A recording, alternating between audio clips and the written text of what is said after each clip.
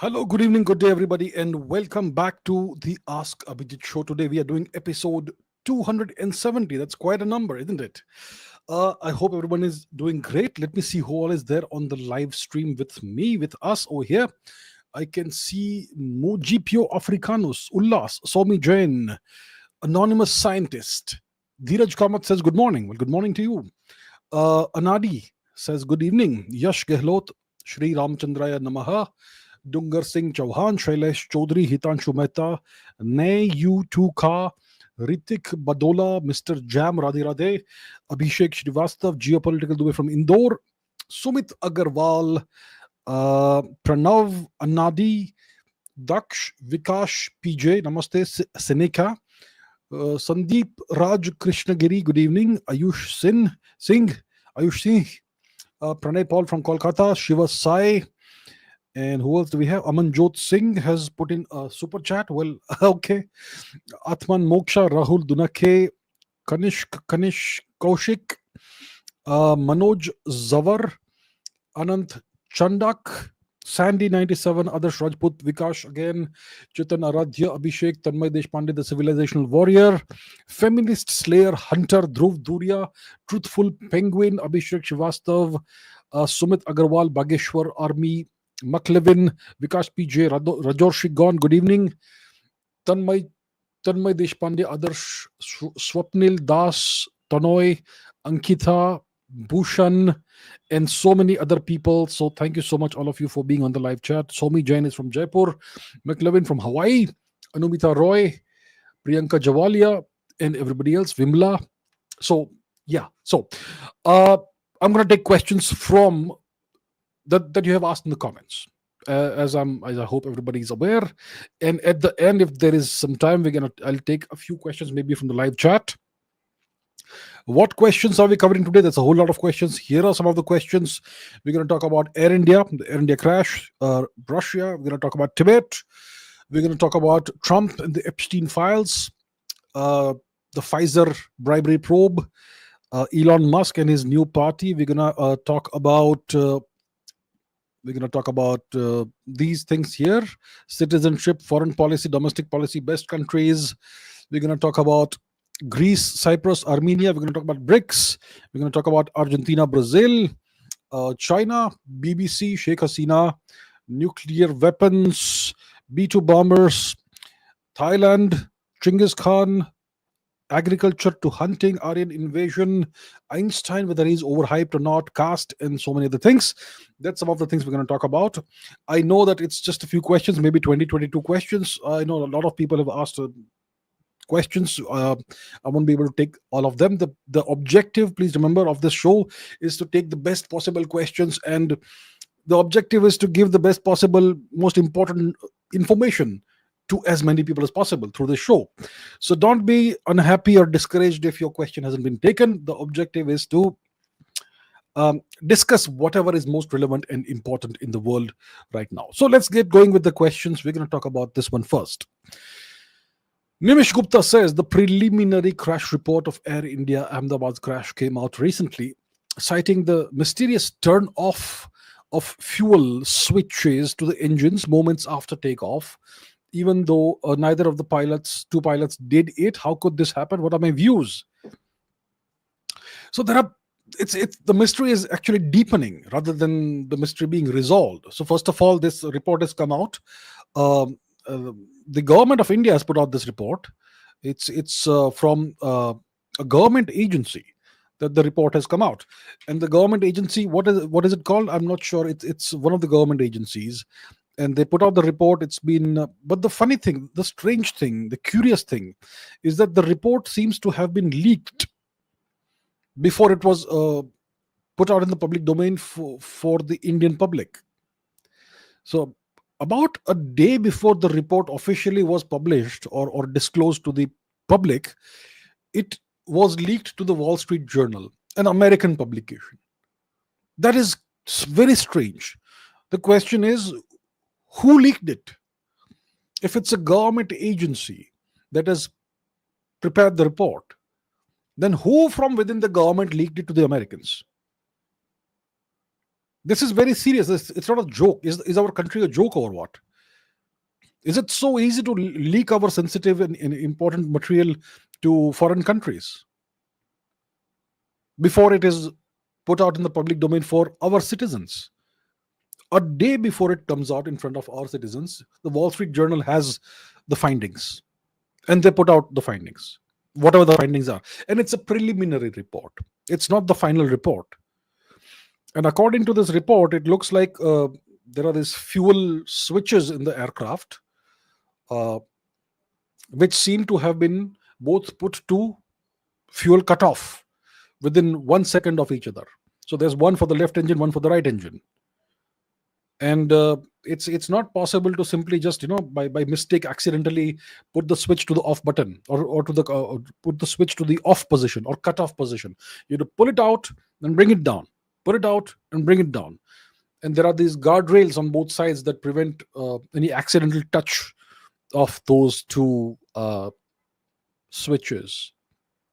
So the report says, now how does the report figure out what happened? How did the investigation figure out what actually happened? Right, that's an important question that we have to ask ourselves.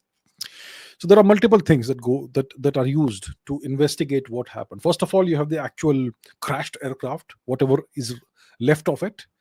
You can find the cockpit. It may be scattered and strewn around, but the switches generally stay in the position that they were left in at the end, and so on. That's one thing. Then you have the aircraft, the cockpit voice recorder, and then there's the cockpit data recorder. And there are two of these. Two of these are in the back side of the aircraft, two are in the front, and these were recovered. So the voice recorder, apparently, there is a recording of one pilot asking the other. There were two pilots. One is the senior pilot, one is the junior one. There's one pilot asking the other, "Why did you cut off the fuel?" Essentially, paraphrasing. Okay, I'm paraphrasing here. "Why did you cut off the fuel?" And the other guy says, "I did not." And that's about it. There was not enough time to have further discussion, and then the aircraft crashes. That's what it says. Okay, that's what the preliminary report says. And it says that those fuel switches were in the cutoff position, which means that somebody manually set the two fuel switches to the cutoff position, which means the engines were the flow of fuel to the engines was stopped. That's what the report says. And apparently the switches were found in the cutoff position or something. But it also says no, they were not found in the cutoff position, because then apparently the switches were then reset to the on position. So the fuel was again restarted. The flow of fuel was again restarted to the engines. That's kind of what the report says. So if we go by what the report says, the aircraft takes off, it took off. Then one of the two pilots, apparently, as per the report, cut off the fuel to both the engines. And then there was an interaction. One pilot asked the other, "Why did you do that?" And the other guy says, "I did not do it." And then the report says that the switches were again reset to the on position, but by that time it was too late to save the aircraft, because this all happened in a matter of seconds. That's what this preliminary report says.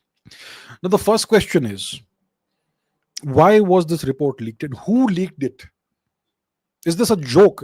Is our country a joke that these reports are to be leaked to foreign countries? Right? That's number one. Secondly, if there is this recording, okay, of a pilot saying to the other, of one pilot asking the other pilot, "Why did you set the fuel switches to the cutoff position?" Why isn't it being released to the public? If you go to YouTube, there are plenty of videos of these cockpit voice recordings that happened prior to aircraft crashes.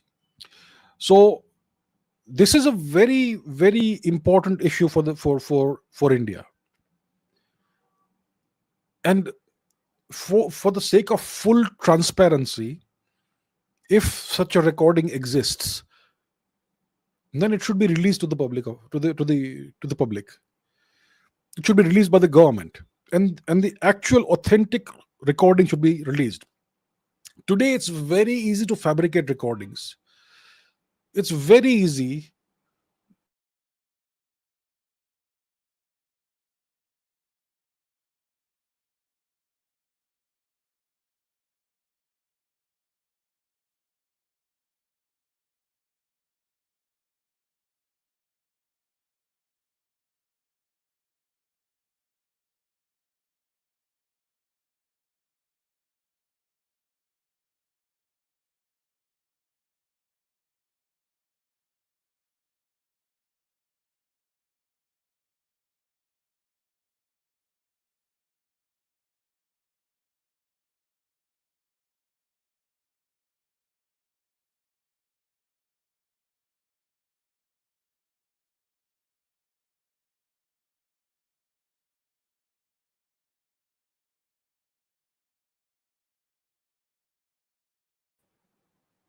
Okay, looks like we are back.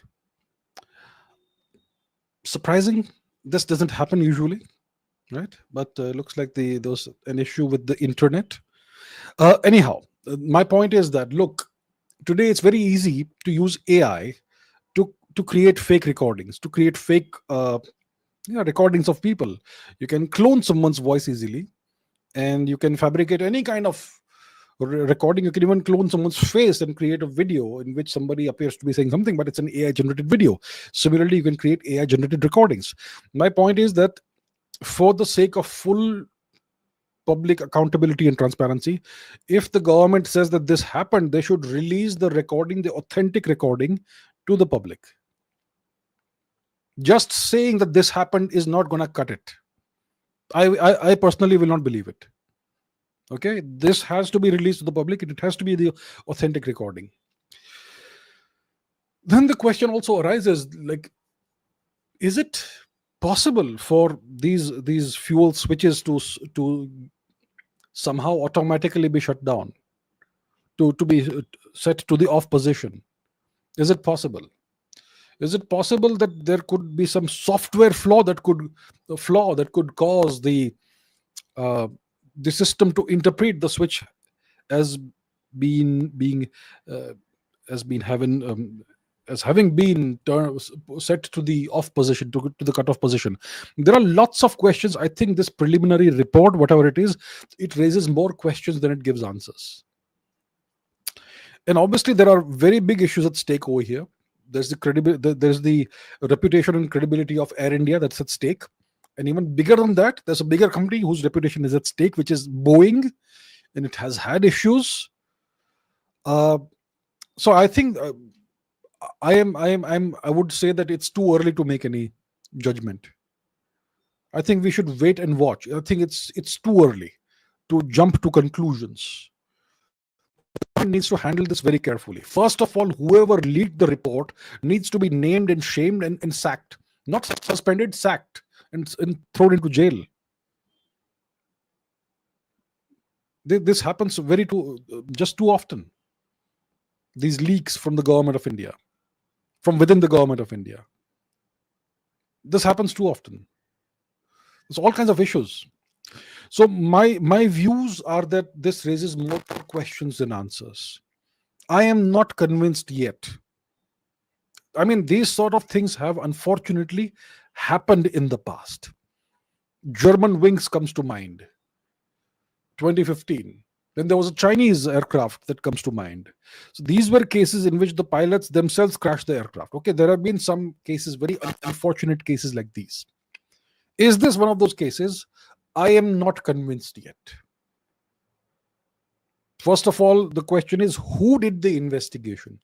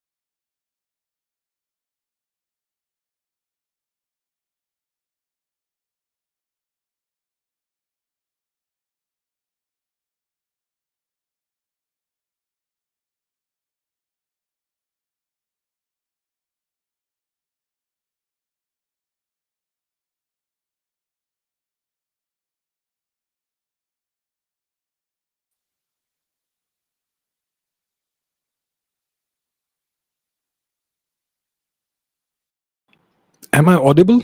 I think I'm audible now. Just please confirm on the live chat if I am audible. There seems to be weird stuff going on today. Nothing yet. People are saying I'm not audible. Hello, testing. Yes, I'm audible. Perfect. Okay, so this seems to be rather weird.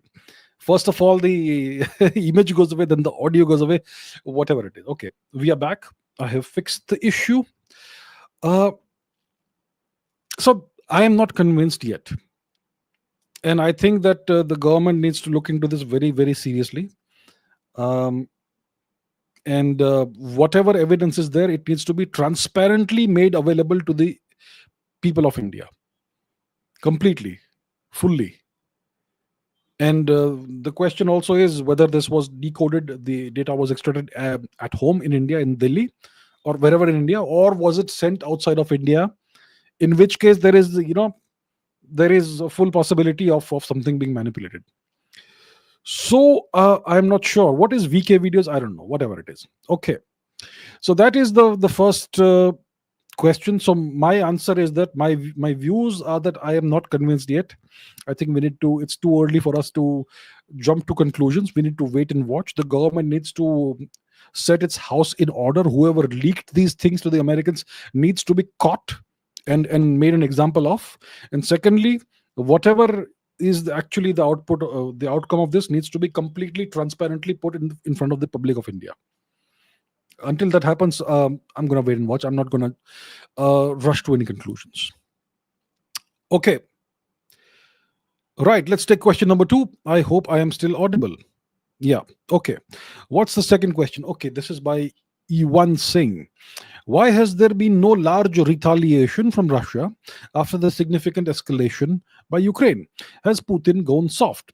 So has Putin gone soft? So last month, I think around the 1st of June, Ukraine launched these long-range strikes into Russia, right?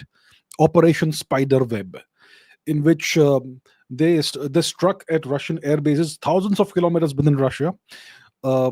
Through a variety of means, we'll not go into that. And more than 10 Russian aircraft were destroyed, and maybe more than 20 were hit and damaged. The Ukrainians claim that more than 40 were hit, but obviously that is an exaggeration. I think American intelligence itself has assessed that about 10 were destroyed, and total 20 were hit. 20, 21, 22, something like that number. So that was significant, right? And there was the Kerch bridge in the Crimean bridge that was hit, and so on. So the Ukrainians have gone after the Russians. The question is, has Putin gone soft? Has there been no real large retaliation from Russia after all these things? Well, if you watched my episode of Geostrategy yesterday, you will know that Russia has recently, like a couple of days ago, launched its largest aerial assault on Ukraine. It fired more than 700 missiles and drones in a single attack, and that too, this attack was launched just a few minutes essentially after Putin spoke with Trump on the phone. So Putin said, I'm going to escalate despite this diplomatic engagement that I'm having with the US. So that's a massive retaliation, right? And if you look at the statistics for the month of June, Russia launched more than 5,600 drones and missiles at Ukraine in the month of June itself. I'm not even talking about July. So there's no going soft. Absolutely not. You need to keep an eye on what's actually happening, right? So Russia has not gone soft. Russia is actually escalating, and it obviously wants to use this for leverage during diplomatic interactions and negotiations. The better your position is on the battlefield, the more leverage you have on the diplomatic negotiating table. That is how it goes, right?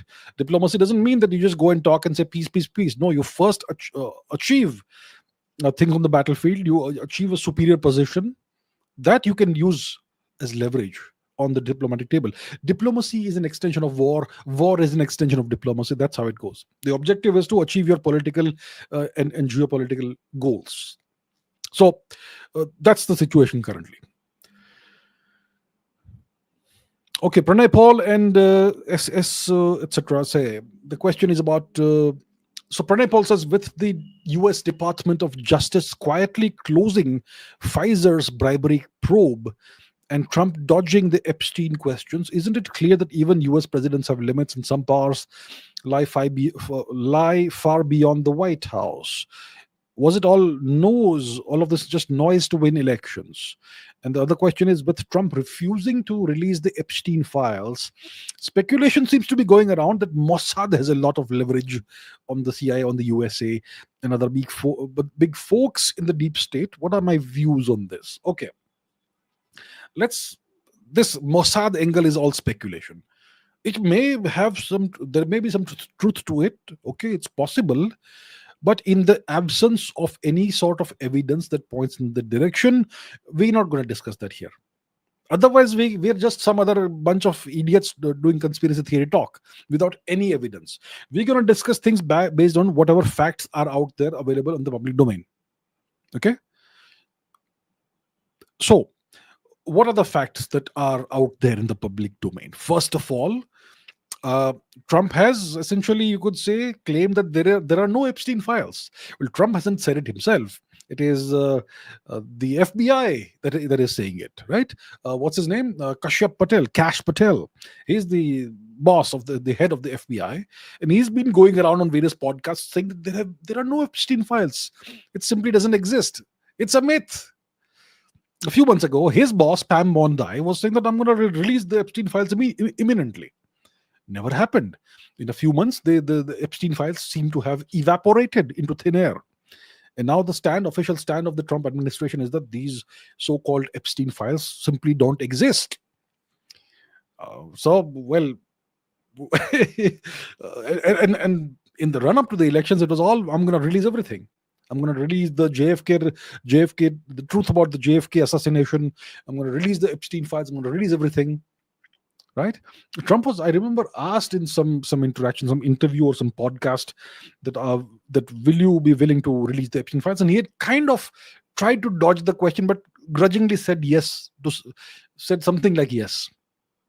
But now the stand is that these Epstein files don't exist. And Elon Musk has, in the past, rather recently, made the allegation that Trump himself figures in the Epstein files. Okay, that's an allegation Elon Musk made. He tweeted that on his platform X, and then after a few days, he deleted the tweet, and then he expressed regret that I crossed the line. I shouldn't have said that. But if you look at old videos that exist, you can see Trump and Epstein together during a party, both dancing together, and Trump pointing out various things to Epstein, and both laughing, etc. So there was a connection for sure. I'm not sure what kind of connection was there, but it was there. And well, Elon Musk went ahead and said that Trump figures on the Epstein files. He's one of those Epstein, I don't know, possibly clients, I don't know, allegedly, right? So that has been pushed aside, swept under the carpet, the Epstein thing. Then the Pfizer bribery probe, that also has been quietly closed. That has also been swept under the carpet. So everything is being swept under the carpet. Who does it serve? It serves whoever was benefiting from this during the Biden administration. And that's why people say it's the deep state. And I myself have said this before. I said this before the election happened. I said this last year. If Trump, I had said at the time that there was a very low chance that Trump would win. I was of the opinion that Trump would not win. And I also said that if Trump does win, it will mean that he has kissed the ring. Now, kissing the ring is a metaphor. It's something that you see in mafia movies. The Godfather. The Godfather is this shadowy figure who has the ring, and to signal your allegiance to him, you got to go and kiss his ring that he wears on his fingers. Right? So I had said this last year, that Trump will win the presidency only if he kisses the ring of the deep state and becomes what? Becomes an agent of the deep state. That's the only condition under which he wins. Otherwise, there's no chance. So, well, he did win. And initially, he was like, I'm going to go after the deep state. I have this Department of Government Efficiency. I'm going to cut the fat, trim the fat, get rid of all the bureaucrats, and that's the deep state. He was trying to mislead the public and claim that by cutting, by firing, by sacking a lot of bureaucrats and reducing the number of bureaucrats, I'm going after the deep state, because the bureaucrats are the unelected uh, government officials who are the deep state. That's not the deep state, my dear friend. That's not the deep state. So what's the deep state? That's the question. Well, I've answered this many times in the past. Let me answer it again. If it does exist, it's going to be an extra constitutional, extra democratic, extra electoral uh, power center that remains in power no matter who comes to power as the president, no matter who wins, which party wins what election, doesn't matter. There's going to be a group of people, small group of people, who are tremendously wealthy but completely unknown, or at least not known, and they control essentially the whole country, and by extension much of the world. That's the deep state, if it does exist. I'm not saying it exists, but if it does exist, I mean, in most countries you have extra electoral, extra democratic power centers, old power centers that persist. So that's the deep state. And and obviously lots of politicians are invested in Pfizer. They are in the pockets of Pfizer, allegedly. And apparently lots of politicians are allegedly, they figure in the Epstein files. Now the question again is, what is the Epstein files? So Epstein is this guy who allegedly committed suicide. Nobody believes that, right? A very, very well connected guy, and he had this island, and there are flight logs about which record, which exist, which are out there in the public domain, which record who are the people who visited this island. And very powerful, very prominent presidents and politicians, a bunch of them are frequent visitors, regular visitors, repeat visitors to Epstein Island, on which all kinds of horrific things are said to have happened. Okay, I'll not go into that. You can figure it out for yourself or find out for yourself. Okay, do that much homework. And so, and the allegation, like somebody, there's a mention of Mossad here, right? So the allegation or speculation is that Epstein was an agent of Mossad of Israel, and he had all these politicians, allegedly, that's the allegation, that he had all these politicians come to Epstein Island where they did horrific things, which are all filmed secretly, and that gives whoever controls Epstein all that footage, which gives them tremendous leverage over all these very powerful politicians, American and other countries and all, right? So they are then, those politicians are there then under the control of whoever owns the footage. They own these politicians for life, and apparently many of them are world leaders. So which means that whoever owns the footage, allegedly, of all the misdeeds they've done on the island, they own these world leaders and these prominent politicians, which means they can control the fate of the world. That is the speculation and allegation, and there is no evidence of this in the public domain, none whatsoever, which is why you can rightfully call it a conspiracy theory, and which is why I will not discuss that angle further beyond what the allegation is, right? Because there's no way of knowing. It's possible, it may even be likely, but there's no evidence. There's not a shred of evidence of this in the public domain beyond those flight logs, in which you have former presidents and all visiting. And Elon Musk says even Trump visited. I've not seen it myself, but that's what he claimed. So that's the deal. That's the deal. That is the situation. So is it clear that US presidents have limits? I have been saying this for years. Obviously, US presidents have limits. US presidents don't really run the country. They are simply there to divert attention away from wherever the real power lies. I've been saying this for years, haven't I? I mean, look at Joe Biden. Do you think he was mentally competent to run a country like the US? And his deputy, the vice president, Kamala Harris, was she mentally competent to run a country? Neither of them was mentally competent to run a nation. But it was being run. It ran itself for 4 years. It did not run itself. Somebody ran it. So clearly, it doesn't matter who the president is. Okay, the nation, whoever really runs the country, they will get their way. And sometimes there's a president who may come along, who may go against the wishes of the so-called deep state, and then 1963 happens. So US presidents have to be very careful, very, very, very careful. So, well, that's about it for this question. Okay, what else do we have? Okay, Now we have two questions here. Shri Ramchandraya Namaha and Pranay Paul again. So recently, the Chief Minister of Arunachal Pradesh, Shri Pema Khandu, said, "Our border is with Tibet, not China." Is this only a statement, or is India hinting something? And once again, the same question. The Arunachal CM said, "Our border is with Tibet, not China." Is this a major geopolitical signal? Is the Tibet issue officially back on the table now? We are raising the heat on China. I mean, the Chief Minister of Arunachal Pradesh is an elected official of the government of India. Now, so this statement that our border is with Tibet, not China, has been made at a very high level in the government of India, at the Chief Minister level. It has not come from the central government yet, but it is a clear message to China. It's a clear message to China. And it all comes in the wake of what has happened recently. His Holiness, the Dalai Lama, has made it very clear finally, after me requesting him for many years, he has made very clear that he will indeed reincarnate. And he will reincarnate. And in the process of the selection of the next Dalai Lama, which is the finding of the reincarnation, is going to happen without external interference, which means that he will reincarnate outside of Chinese occupied Tibet or any Chinese occupied territory, which means that the next Dalai Lama will most likely be based in Dharamshala whenever it happens. So the current Dalai Lama, the 14th Dalai Lama, he is about 90 years old now. So, well, I hope he lives to 100, maybe beyond, hopefully. But eventually he's going to have to, it's normal, right? It's a biological thing. You eventually move on. You pass on. You give up your body, right? And then, as per our culture, our civilization, our beliefs, the soul reincarnates.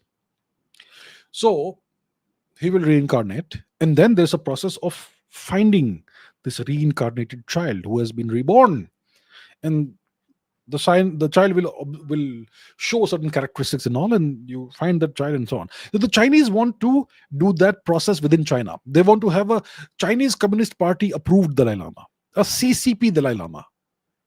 That's obviously a fake Dalai Lama. That's what they want.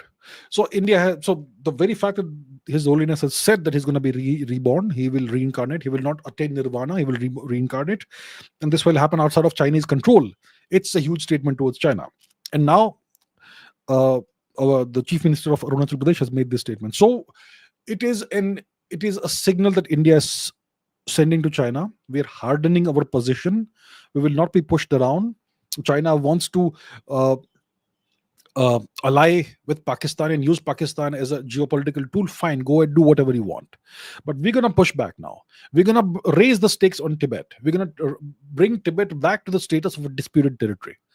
So here is my official position on Tibet. Tibet is not Chinese territory. Tibet is illegally, illegitimately, and brutally occupied by China.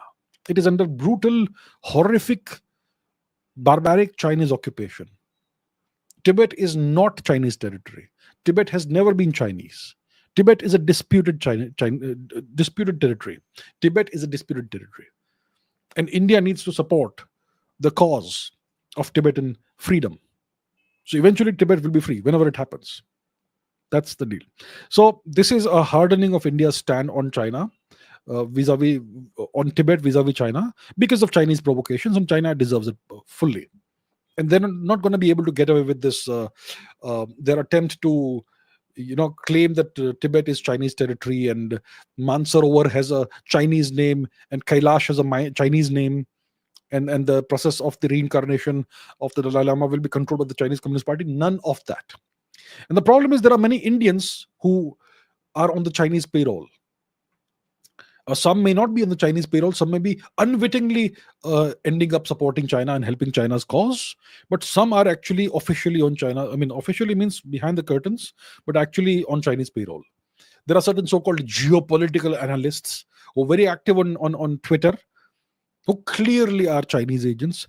There are certain former political people who have been at very high levels in the government of India in the past, who are clearly Chinese agents. I'm not taking any names, okay? And there are certain journalists who help China whenever China needs help. And there are some journalists who seem to be idiots. I'm once again not taking anyone's name, but they also end up helping China. So, yeah, that is the situation. But our position vis-a-vis Tibet is hardening, and that's the right way to go. Chandani Priya says, please explain about this new political party launched by Elon Musk. Is it a drama staged by both Trump and Musk, or is the deep state involved in it? Pradeep Mitra says, thank you, sir. What could be the possible outcome of Elon Musk's new political party? Is there any chance for him to be successful in the US political field? Multiple questions, all related to the same topic. So let's take these. Okay. So Elon Musk has launched this new political party, and he had put out a poll on Twitter in which anybody could vote, including non-US citizens, asking whether he should create a political party. And I think the poll results said yes, even though non-Americans could vote on it. So it's not like a proper poll, but all right, that's how it goes on Twitter. I mean, I've run polls on Twitter in the past. It's now called X, whatever, in which obviously non-Indians can vote. So it's not something that's binding or something you can show as evidence, but whatever. So Elon Musk has created this new political party, and this is in response to this so-called big beautiful bill of Donald Trump, which Elon Musk describes as debt slavery. And that's something that resonates with a lot of Americans. Debt, a lot of Americans aren't really well off. I mean, the per capita GDP is very high compared to India, but there's a lot of Americans who have yearly incomes of 30,000, 40,000 US dollars, which is below average, and they struggle to make ends meet. They generally have to work 2-3 jobs just to put food on the table for their families, and there's all kinds of problems in America. The US is a wonderful place to live in if you are wealthy, but if you're not wealthy, it's could be described as hell. And if you're a student, my goodness, you start off your life after your education with $100, $200, $300,000 of debt, which you're going to spend the next 30 years paying off. What a horrific system it is. And medical care is extremely expensive. Dental care is extremely expensive. Everything is super expensive in the US. I mean, if you live in New York City, even if you're earning $100,000 a year, it's barely enough to get by if you are alone. If you have a spouse and children, well, you got to earn $150,000 plus, I suppose, per year, just to have a decent, okay quality of life. Otherwise, you're gonna be in trouble. So there's most American citizens are saddled with a lot of debt. And Elon Musk has described Trump's bill, big beautiful bill, as something that it perpetuates debt slavery. So that's gonna resonate with a lot of Americans, a lot of poor Americans, or average income level Americans, for sure. And then they're okay with this coming from a billionaire, the wealthiest person in the world. So that is the deal. That's this political party. And Elon Musk has this, what a former US president called a bully pulpit, which is this huge platform.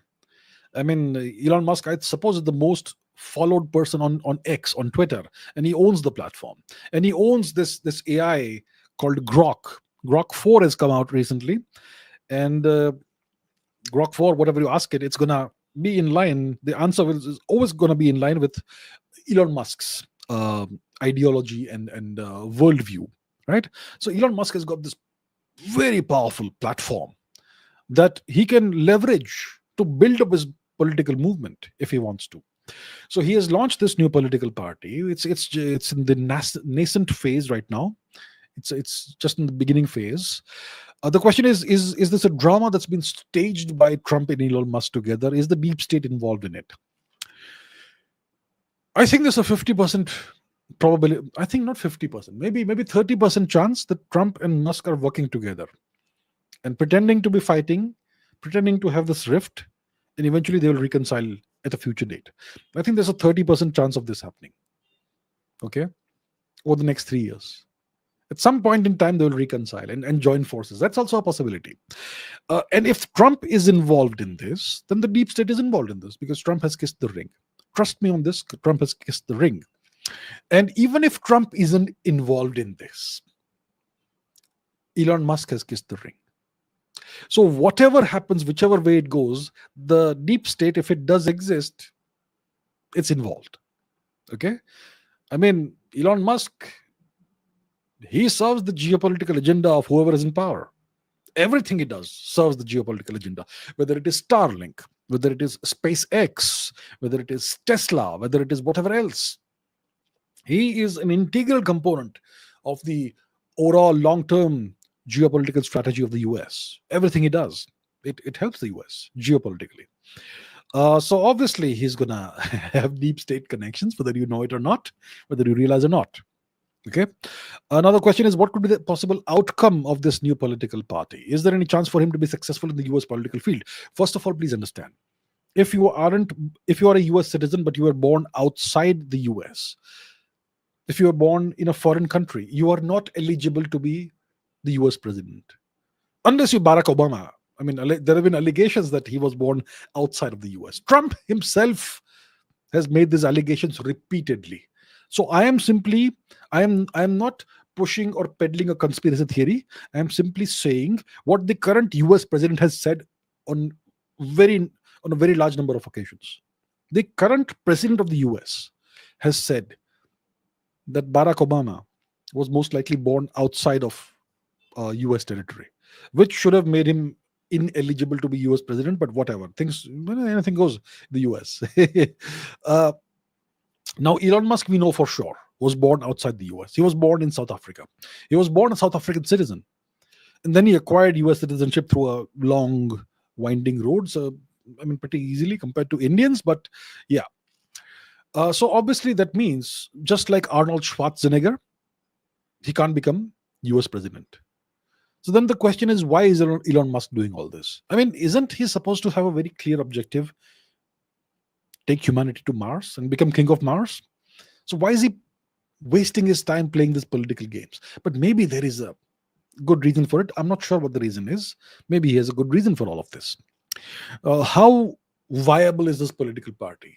What's the possible outcome? Is he going to be successful in the US political field? Well, if you want to be successful in politics, you have to devote your full attention to politics. You have to become a full-time politician. You can't be a guy who runs the most successful space launch company, SpaceX, who runs the most successful electric vehicle company, one of the top 5, top 3, which is Tesla. You're also running Starlink, which is the number one satellite constellation, satellite internet constellation in the world. You have all these things you're running, but you also want to be in politics. You have to choose one of the two. Or maybe Elon Musk's party could I don't know, since he can't be president, will they put up a presidential nominee, a candidate who is not Elon Musk? So I think it's right now pretty unclear. But what is clear is that Elon Musk has the platform, and if he plays the game right, he can turn this into a huge movement simply because he's the most followed person on Twitter, and he owns Twitter, and he owns Grok, this AI system, which people refer to all the time. If you look at Twitter, the Indians, I mean, not just Indians, people all over the world, they'll keep fact checking by asking Grok, hey, Grok, is this true? They don't want to do their own research. So it's either asking Grok if something is true, or asking Perplexity on Twitter. But that's how it goes. So Elon Musk has this huge advantage. And in the future, he can even, push Perplexity down if he wants to, because he owns the platform. So I think there's a tremendous amount of potential there. And if he plays the game right, he can turn this into a huge movement. So that's where this could go in the future. Okay, geopolitical Dubey says, if BRICS, okay, BRICS doesn't have a K, it's BRICS, but I get what you mean. If BRICS does not pose any threat to US mighty dollar, then why is Trump frustrated with BRICS? Look, BRICS doesn't have a currency of its own. And India has made it very clear that we are not in support of any BRICS currency, right? So if India doesn't want a BRICS currency, then most likely a BRICS currency won't happen unless China and Russia decide that India is going to be sidelined and marginalized, or maybe pushed out of BRICS, which would then make BRICS kind of irrelevant, right? So that's the conundrum for China. Russia obviously is not anti-India, but they are very strongly dependent on China, which is why they have this issue. So a BRICS currency won't happen. But what BRICS can do is that, see, first of all, BRICS has its new development bank, which is based in China, but whatever. So it's an alternative that nations have, an alternative to the World Bank and the International Monetary Fund. Instead of going to the World Bank or the IMF, you could go to the New Development Bank, which is which is owned by BRICS. Uh, that's one thing. Secondly, even if the BRICS nations don't, even if BRICS as a group doesn't create its own currency, it can certainly ensure that the use of the dollar goes down over time. So BRICS nations can decide that we're going to trade in our own currencies. If it's India and South Africa that are trading, maybe the trade will be done using the South African rand and the Indian rupee. If it's India and the UAE, then it could be the rupee dirham thing. If it's India and Russia, it could be rupee ruble. If it's China, Russia, it could be ruble yuan and so on. So keep the dollar out. That and BRICS is a big group now. It is in terms of cumulative GDP, it's larger than the G7 nations now. So BRICS matters, and that's why Trump is and the US, they're worried about BRICS. So that's the deal. BRICS can really put a huge dent in the usage of the US dollar worldwide, and a lot of that will depend on what India decides to do. So that's the reason why Trump has this huge problem with BRICS, and that's why he's going after BRICS. Shri Ramachandraya Namaha says, what is India doing to increase its influence in countries like Argentina and Brazil, as they have lithium and other rare earth reserves? So if you may be aware, Prime Minister Modi recently visited both nations. He was in Brazil, he was in Argentina. He was on a state visit to Brazil. He was received by the Brazilian leader, Mr. Lula. And I think that's one of the reasons why Xi Jinping did not visit Brazil for the BRICS summit. He chose to stay away. President Putin did participate in the BRICS summit virtually because of various issues, because there's an arrest warrant out against him, right, because of the Ukraine war. So he did not want to take the risk of traveling all the way there. That's, I think, sensible. But he did participate, Mr. Putin, in the BRICS summit virtually. Xi Jinping, President Xi, he did not travel to Brazil, and he did not even participate virtually. It's because of the state visit of Prime Minister Modi, and Mr. Modi getting so much coverage, and the focus, the attention being on Prime Minister Modi. And Mr. Xi Jinping can't have that, right? He's got to be number one. So it doesn't work.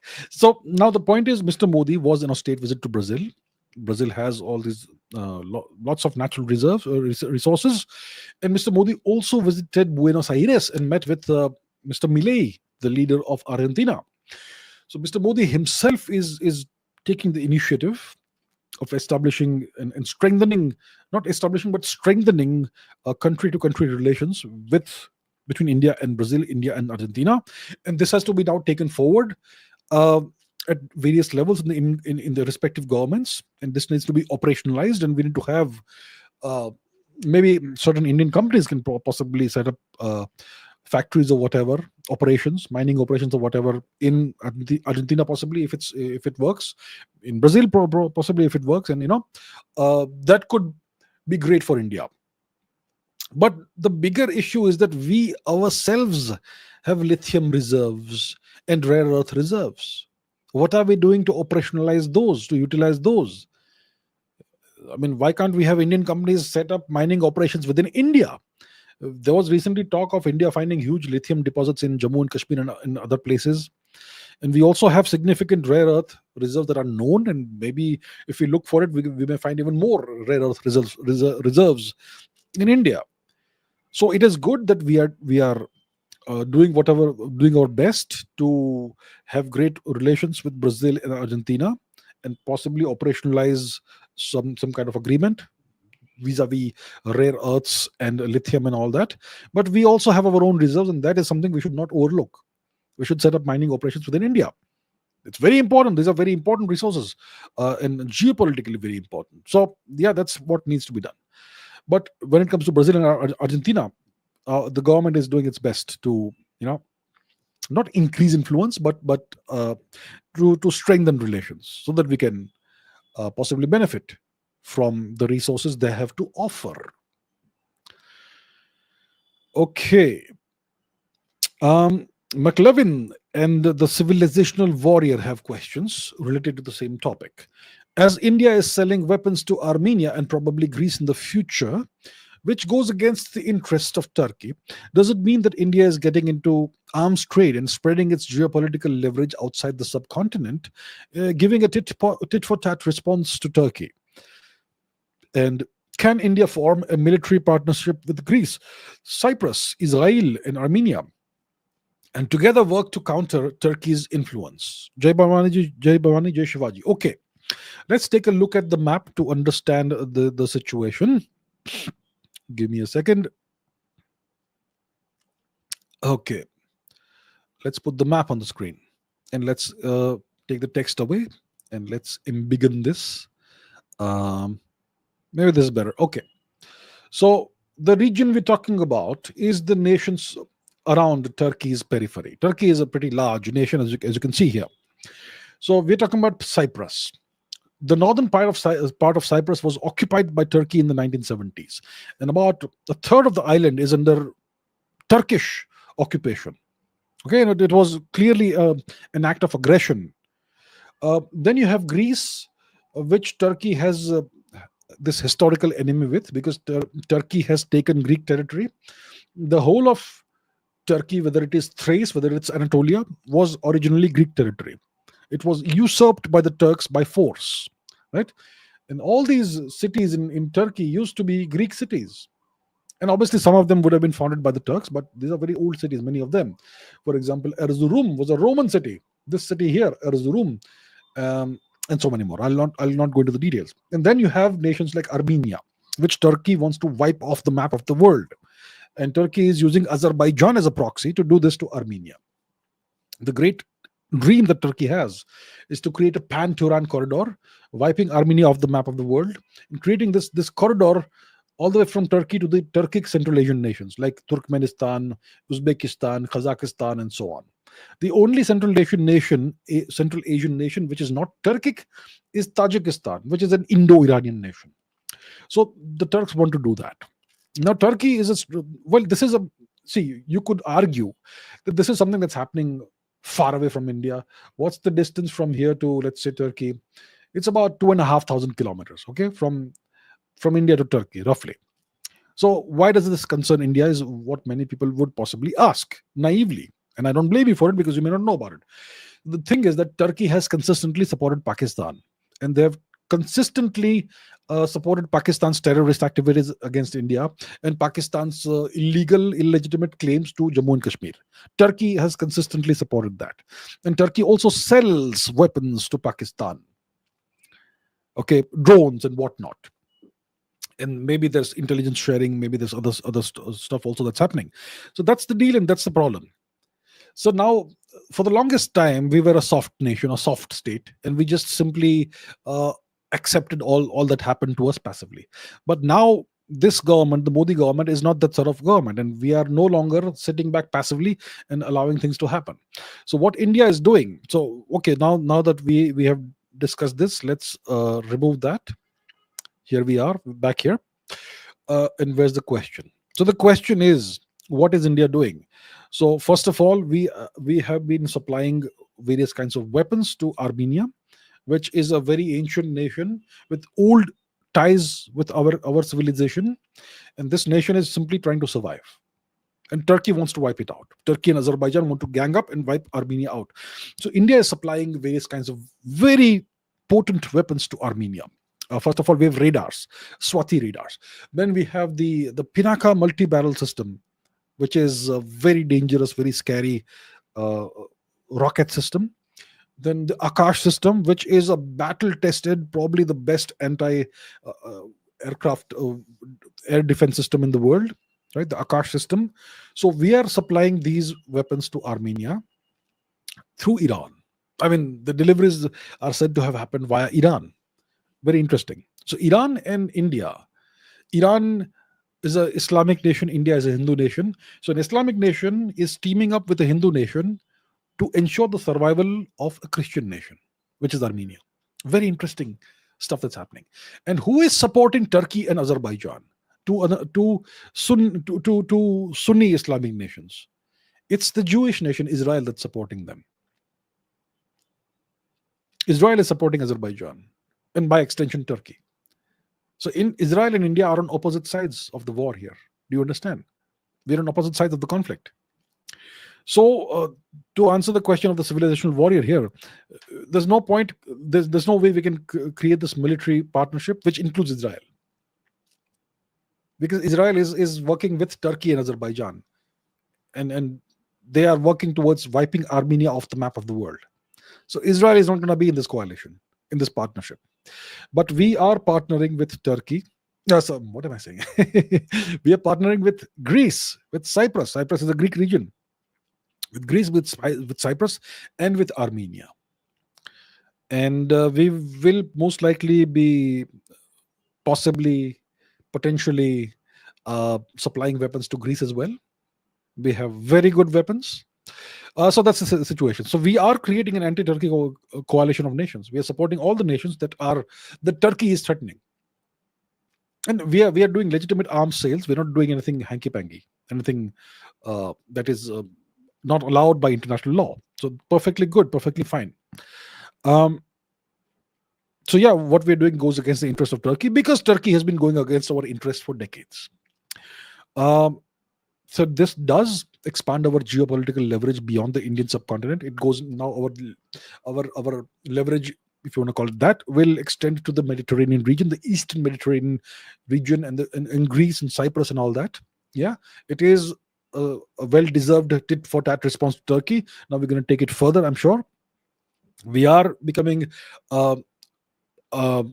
notable arms exporter. We are not yet a major arms exporter, but we have weapons, very good weapons, battle tested weapons that many countries now desire, they want, right? So we are certainly going into that. I am pretty sure we will not sell the BrahMos to Greece, Cyprus, or Armenia because of various reasons, but we will definitely sell various kinds of cruise missiles and anti-aircraft systems to these nations, and possibly other kinds of missiles. We'll see. So yeah, I think it's these are very good moves by India. Right. Next question. This is by Ubendran. Historically, China has lost every single war it fought on Chinese soil. That's a good point you make. It's a point I've been making for years. So in a hypothetical scenario, if suddenly war erupts between India and China, if we take the war inside Chinese territory, if Indian soldiers enter into China, let's say we invade Tibet and we have taken the war inside Chinese mainland, can we win? And also, please explain what the current political situation in China. Many things seem to be happening inside Chinese politics at the moment. Okay, we're going to discuss the China factor. You are right. China has historically lost all wars they have had to fight on their own territory. When they have invaded other nations, they have in the past won on some occasions. I mean, the last war China fought was in 1979, where China attempted an invasion of Vietnam. And that was a war China lost. China got a beating. China got a bloody nose in that war. Little Vietnam, compared to China, Vietnam is little. Little Vietnam beat up the Chinese, defeated the Chinese. It was a disaster. It was a very bad start, you could say, to Deng Xiaoping's political career, not his career as the leader of China. But anyhow, he was able to recover from that. But in the past, for example, 1962, they attempted an invasion of India and they were able to capture some Indian territory, which they still hold. That was a victory. It was defeat for India. 1967, they tried something else, and that's a war they lost to India. In 1987 or something, Sumdorongchu or whatever it was, that was another set of battles the Chinese lost to India, and so on.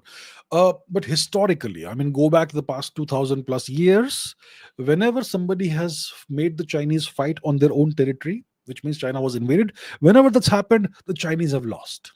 That's a pattern. I mean, I did this podcast a few years ago with Dr. Edward Luttwak, and he said that all it takes to defeat China is three guys on horseback. Okay, it's a humorous statement to make, but it's kind of true. You need three guys on horseback if you want to defeat China. You need to go into Chinese territory. The Chinese will lose. So that's the pattern. That's a humorous way of putting it, but it's kind of true. So now the question is, okay, let's where is map? Yes, we will see the map. Here we have the map. So north of India we have Tibet. Chinese occupied Tibet and Chinese occupied Xinjiang. Xinjiang was historically Kushan territory. Tibet was obviously historically and has always been Tibetan territory, and so on. The real China lies over here. All of this territory north of India is Chinese occupied territory. It's not really Chinese territory. So the question is, if there's a war in the future between India and China, and we take the war inside Chinese territory, then what happens? Can we win? The point is this. See, China has no love for Tibet or Xinjiang. These are not Chinese territories. These territories are valuable for China because of the natural resources available. Water, very important natural resource. Uranium, rare earths, copper, all kinds of resources are available in the region. And that's why these regions are important for China. And also because it gives China a territorial advantage, right? These are the reasons why these regions are important to China. But these are not Chinese territories.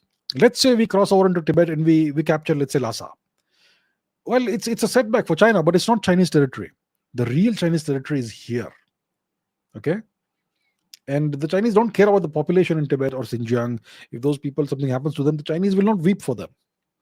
So if you want to really defeat China, you have to fight on actual Chinese territory, which is these regions: Xanadu, Shanyang, Chongqing, Yichang, Xiangyang, Xinjiang, Changde, Changsha, and so on. Okay, that's how you defeat the Chinese. But the point is, look, we don't have those expeditionary forces that can fight so deep into Chinese territory. So my point is, if there's a war between India and China, we have to not allow the Chinese to cross the LAC. We have to cross the LAC, take the battle into Tibet. The supply lines for China are very, very, like, it's easy to cut those off. Obviously, the Chinese have certain advantages like strategic bombers and whatnot, but it's not that difficult to try to cut off Chinese supply lines into Tibet. And the Chinese positions in Tibet are pretty exposed. The Chinese have been doing their best. I will show you, if you like, what they've been doing north of the LAC. Let us do that. Let's take a look at the Chinese positions north of the LAC. I mean, right above the LAC. Let's do that. So let's go to, for example, the Ladakh region. Okay, where is Ladakh? This is Ladakh. If we go to the Pangong Lake, for example, the Chinese have positions north of the Pangong, right north of Pangong. So where is our place called Chushul? Okay, north of Chushul. If we go north of the lake, there are Chinese positions here. And if I were to look here, look at the Chinese entrenchments. These are Chinese bases, okay, military bases. You can see they are well dug in. They have created these little mounds over here, almost like trench warfare. Look at all these positions. This is like very well entrenched, and it's like they are prepared to fight a defensive battle over here. As you can see over here, it's not just buildings, but they've created these mounds around the buildings to ensure survivability. Look at this here. See all of this? These are all Chinese positions, and they have. Look at this. Look at these bunkers that they have built over here. Very well done. So it's very difficult to just wipe them off, even through missile strikes or BrahMos strikes, because they are well spread out. If you look here, these lines of bunkers you will find, and I can just go on. I can do a 1 hour tour of the Chinese positions north of Pangong. They even have these positions right off the lake. They have created these roads over here. They are supposed to have boats and even mini submarines in the region. As you can see, the lake is frozen over here, and so on. So the point is, if you want to defeat the Chinese in a future war, you have to take the fight into Chinese occupied Tibet and Chinese occupied Xinjiang. It's not enough to simply fight a defensive war. You have to defeat them on territory they control and occupy. So yeah, that's the situation, and that's the deal. Nazifa Rahman says, Happy Guru. Well, thank you so much, ma'am. What do you think of the recent low quality BBC report of Sheikh Hasina? So the BBC has recently come out. Let's do a Google search. What is the BBC claiming? Let us see. Let's do a Google search. BBC Sheikh Hasina. They have come out with a report recently which alleges that Sheikh Hasina authorized violence against students. BBC Sheikh Hasina. Sheikh Hasina, BBC. See, 4 days ago, Sheikh Hasina authorized deadly Bangladesh crackdown. Leaked audio suggests. See, they are covering their backsides by using the word suggests. So they are not really owning up, and they're not really saying that it confirms. They're saying it suggests. So that way they can say that, we did not make a definite claim. We simply said that this so-called leak audio suggests that Bangladesh leader Hasina authorized this deadly crackdown. So it's very poor, very low quality journalism. Anybody can create a voice clone of somebody. It will cost you what, like nothing, to create a voice clone of somebody and have any kind of said thing that is spoken. You can create a voice clone of Sheikh Hasina and have that voice clone, AI generated voice clone, say anything you want. And the question is, how did they obtain this nonsense? Who gave it to them? Is that source reliable? Have you disclosed the sources? No, we don't disclose our sources. Our sources are confidential. Then you're just making up stories, right? The BBC, well, the BBC, it's a tool of the deep state. It's a tool of the US. It serves the geopolitical agenda, and they've always had this great hatred towards India. And Sheikh Hasina was pro-India, which is why they hate her by extension. So what's my view on this? I think this is nonsense. We don't need to take it seriously. We should not take this nonsense seriously. The question is, if India had not developed nukes, how would our relations with the US be today? As Dr. APJ Abdul Kalam said, only strength respects strength. Okay. Well, if he did say that, he is absolutely correct. Obviously, right? Strength respects strength. Imagine a world in which India doesn't have nuclear weapons. See, why is the US giving special consideration to India right now? Trump has made all kinds of threats against India, tariff threats and whatnot. And he imposed the July 9 deadline on India for a trade deal with the US. Well, today is July 12th, right? The July 9 deadline has come and gone. We have refused to sign a trade deal with the US. Has he imposed any tariffs on us? He has not. And he's saying that maybe in the next 48 or so hours, there's going to be a mini trade deal, which will be the first step towards a more comprehensive trade deal down the road. But he has imposed 50% tariffs on Brazil, which is a US vassal. He has imposed tariffs on Canada. I think 40% tariffs on Canada, another US vassal. He has imposed, I don't know what tariffs, 15% or whatever it is on Japan and South Korea. He's essentially conducting a trade war against his own allies and vassals. But he has backed down when it comes to India. Now, what does it mean? Is he afraid of Indian nuclear weapons? He's not. But India is super valuable to the US because the Chinese are afraid of Indian nuclear weapons. You understand that? If India did not have nuclear weapons today, nobody would think of India. You may have the fourth largest economy in the world, but if you don't have that hard edge that nukes bring, nobody cares. You're a soft state. Your economy it's good for nothing unless you can defend the economy. And the ultimate defense is nuclear weapons and the means to deliver those nuclear weapons. So if India did not have nukes today, nobody would take India seriously. Nobody would take Prime Minister Modi seriously. Nobody would take us seriously at all. India would be just another soft state. Look at what happened to Iran. Iran has been developing nuclear capabilities for decades. but they have always been afraid to take the final step. So see what happened to them. A little Israel came and beat them up, and then Donald Trump dumped bunker busting bombs on their facilities, nuclear facilities, for Natanz, Fordo, Isfahan, and so on. Can someone dare to do that to India? Not possible. So if India had not developed nukes, then India would be in a very difficult situation today, very, very vulnerable position today. So, yeah, at least that's one good thing we did back in the day, right? Right. Okay.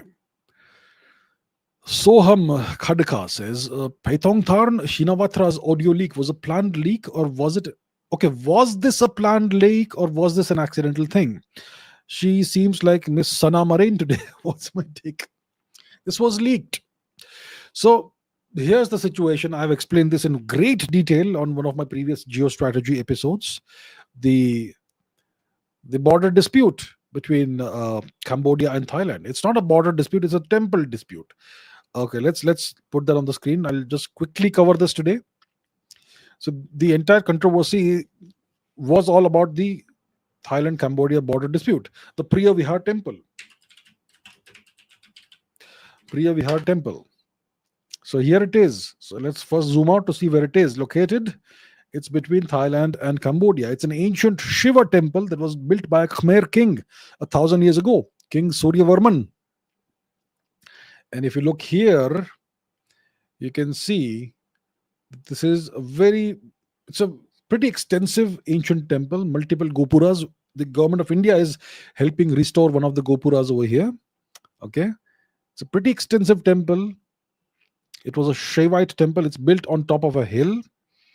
And both nations claim it. Both nations, as you can see, this is a hill. It's a small hilly place. And both nations claim this territory, this temple, not the territory, the temple. And both nations have almost essentially gone to the brink of war for this temple. It's a ruined temple. There's nothing of value from a Western perspective over here. It's a ruined temple, 1,000 years old. But both nations revere this temple. And it's not even a Buddhist temple. Both nations are officially Buddhist nations. This is a Hindu temple, a Shiva temple. But both nations claim it. And both nations want it, no matter what the cost. Okay? So now, this is, and in 2008, the two nations went to the brink of war for the temple. Then the ICJ came in the way and gave the temple to Cambodia. But there was some language in the judgment that is still kind of a little ambiguous, and that's why this thing is carried on. And earlier this year, there was another border clash, firing on both sides. I think at least 1 or 2 soldiers died, and the whole thing became tense again. So the Prime Minister of Thailand, her name is Mrs. Paitangtorn Shinawatra. She comes from a very prominent political family. Her dad was Prime Minister of Thailand. I think one of her siblings was Prime Minister of Thailand, and so on. So she is the Prime Minister of Thailand. The leader of Cambodia is a gentleman called Hun Sen. He is still the leader, you could say. Let's quickly look up Mr. Hun Sen. So first of all, let's look up Paitang Thorn Shinawatra. Paitang Thorn Shinawatra. This is the lady who is now no longer the Prime Minister of Cambodia. And let's look at Mr. Hun Sen. So he's the man. He's the man, the strong man. When I was a kid, he was this young army soldier. I remembered him. This is what he looked like. And now he's a pretty elder statesman of Cambodia. He is no longer the president or whatever it is, but he is still the most powerful man in the country. And he was previously the Prime Minister of Cambodia. So he's the guy you talk to if you want to have any meaningful diplomatic dialogue with Cambodia. The highest level is Mr. Hun Sen. So Paitangtorn Shinawatra, while she was Prime Minister, she spoke on the phone with Mr. Hun Sen about this territorial dispute. And looks like Mr. Hun Sen recorded that. And in this phone conversation, she was very polite, very deferential to Mr. Hun Sen. She called him uncle, and she kind of criticized her military and their behavior. And Mr. Hun Sen leaked this. So it was not accidental, it was a planned leak, and he brought her down.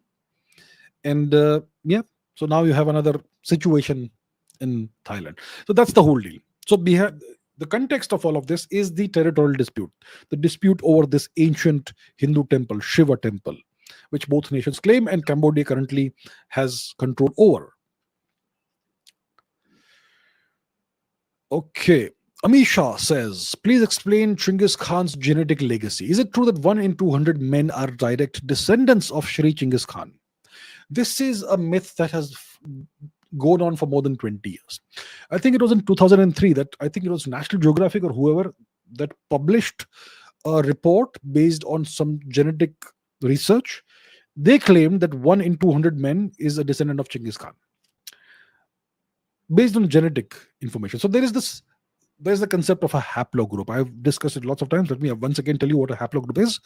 A haplogroup is a group of people who are alive today, and they all descend from one single individual who lived several centuries ago. And in that individual there was a genetic mutation that was then passed down. And the haplogroup is this group of people who all share that genetic mutation, which originated in a single person in the past.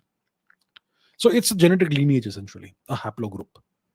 The most prominent, most widespread haplogroup is called R1A1A or R-M17, which has a very significant number of people in India and a very significant number of people in Eastern Europe. And this is supposed to be believed to be the haplogroup that was responsible for the spread of the Indo-European languages and so on. And there's a big controversy about the origin of R1A1A. Was it in Europe? Was it in Central Asia? Was it in India? And that's the crux of the Aryan invasion theory. Lots of people talk about that, and it's not really the right way to look at it, but that's a different story. So when it comes to this issue of Genghis Khan, there was a 2003 research paper, I believe, that National Geographic referenced, in which they discovered that a very large number of people in Eurasia and all the way into the Pacific Islands, they descend from a single they're all members of a single haplogroup whose origin was in Mongolia about 1,000 years ago. Now, Genghis Khan lived about 800 years ago, roughly. 850 years ago, I think, around that time he was born. So that's close enough, right? So to publicize the paper, they claimed that this was Genghis Khan who was the originator of the haplogroup, and he's the guy who's the ancestor of millions of people today. But that was completely wrong. Why was it completely wrong? The first question is, what proof did these researchers have that one man, Genghis Khan, was the originator of the haplogroup? What proof did they have? To conclusively prove that Genghis Khan was the originator, they would need his DNA, right? They would need his DNA. They would need a piece of hair, a fragment of bone, some kind of physical sample of his body. And that's not available because Genghis Khan's body has never been found. His resting place has never been found. And I promise you, it will never be found. So they don't have a single sample of his DNA. They don't have a single sample of the DNA of his sons or grandsons. Absolutely nothing. So how can they claim that this group of people was descended from Genghis Khan? We know that this haplogroup, it originated about 1,000 years ago. That's what this study in 2003 showed. But then there was another research that was done in 2018, I think, in which they showed that this haplogroup actually originated about 2,300 years ago. So the original person in which this genetic mutation happened, that person lived about 2,300 years ago. So then then it completely destroys this claim that Genghis Khan was the originator of the haplogroup. Now, clearly the haplogroup originated in Mongolia, and the Mongols are nomadic people, and they spread all across the world, especially after the rise of Genghis Khan. Mongol soldiers spread all across Eurasia, and in a few short years after Genghis Khan's death, they were occupying Russia. And obviously there's going to be genetic intermingling of people there. So it's and lots of Mongols eventually became Muslims in the Turkic regions, and they became Turkified. So these Mongolian genes would have spread all across Eurasia. It has nothing to do with Genghis Khan. Genghis Khan had a handful of children, four sons. What are the names? Uh, Chagatai, Ogedai, and two more. Yeah, I forget right now. And he had some daughters as well. Obviously, that's from his queen. Her name was Borte, and I'm sure that he had other concubines as well. But her children were never in line for the succession, obviously. So maybe let's say he had 50 children or 100 children. Even then, it doesn't explain the widespread of this Mongolian genetics, which originates in 2000, about 2,300 years ago. So this entire story that Genghis Khan was a prolific father of children or whatever, this is a complete myth, absolute myth. And there have been, people have twisted this story to claim that he was a prolific rapist, which is once again absolutely untrue, utterly untrue. If you look at the Mongolian law that he had applied across the lands he controlled, assaulting a woman in any way was punishable with death. Okay, so, and he would have no moral authority to uphold such laws if he himself did not, if he himself broke those laws.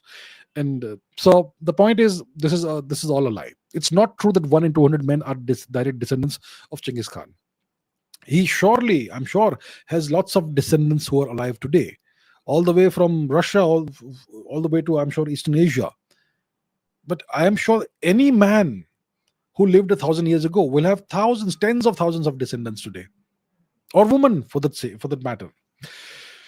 So this urban myth about Genghis Khan is completely false, and it's sad that somebody like him is maligned in this manner. The West hates non-Western people who succeed, and Genghis Khan was greater than Alexander, and clearly, certainly less brutal and less cruel than Alexander. But they have portrayed Genghis Khan as the most brutal and cruelest king of all, and Alexander as some kind of saint. Great Alexander the Great. But Genghis Khan was greater than Alexander. He had a greater territory, greater empire. He achieved so much more, but he's not called Genghis the Great. So that is how it goes. You see, bias. Soham says, how did we end in agriculture from hunting? Mr. Yuval Harari said that hunting is pretty easy compared to farming, which is why transforming from hunting to agriculture is unlikely. What are my thoughts? Well, if that was the case, why did the whole world take up agriculture? Why were there multiple Neolithic revolutions? The origin of agriculture in the Indian subcontinent goes back 18,000 years.